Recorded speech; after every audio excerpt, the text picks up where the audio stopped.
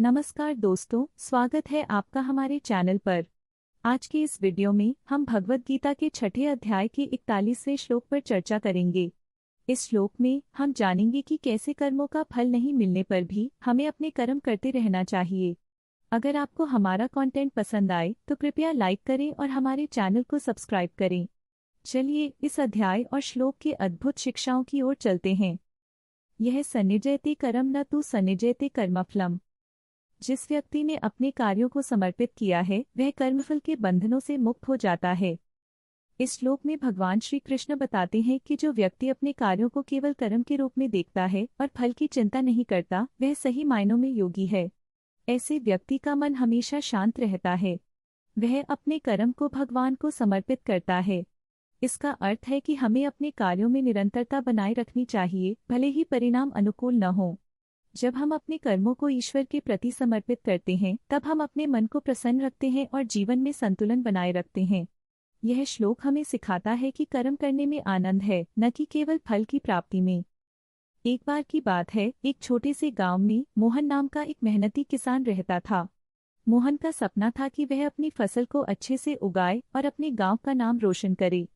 लेकिन हर साल जब वह अपने खेत में काम करता उसे फसल में कुछ न कुछ समस्या हो जाती। कभी सूखा, कभी बाढ़ और कभी कीट। एक दिन मोहन अपने खेत में काम करते करते सोचने लगा, क्या मैं कभी सफल हो पाऊंगा?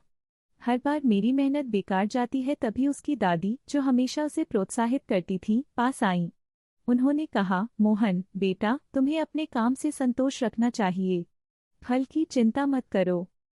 मोहन ने पूछा, लेकिन दादी, अगर मेहनत का फल नहीं मिलता तो क्या फायदा? दादी मुस्कुराई और बोली, बेटा, भगवद गीता में भी यही कहा गया है। जो व्यक्ति अपने कर्मों को ईश्वर के लिए करता है उसे फल की चिंता नहीं करनी चाहिए। मोहन ने फिर से अपने खेत में काम करना शुरू किया, लेकिन अब उसकी सोच बदल गई। उसने हर दिन ध्यान से काम किया और अपने कर्मों को भगवान को समर्पित किया। कुछ महीनों बाद जब फसल का समय आया तो मोहन की फसल सबसे अच्छी हुई। गांव वाले हैरान रह गए। मोहन ने सबको बताया, यह सब मेरी मेहनत का फल नहीं है, बल्कि यह मेरे कर्मों के प्रति समर्पण का परिणाम है। उस दिन से मोहन ने सीखा कि फल की चिंता किए बिना जब हम अपने कर्मों में लगे रहते हैं तो हर चुनौती का सामना कर सकते हैं। तो दोस्तों, हमें भी मोहन की तरह अपने कार्यों में निरंतरता बनाए रखनी चाहिए।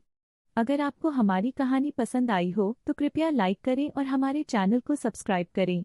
और ऐसे और भी शानदार कंटेंट के लिए जुड़े रहें।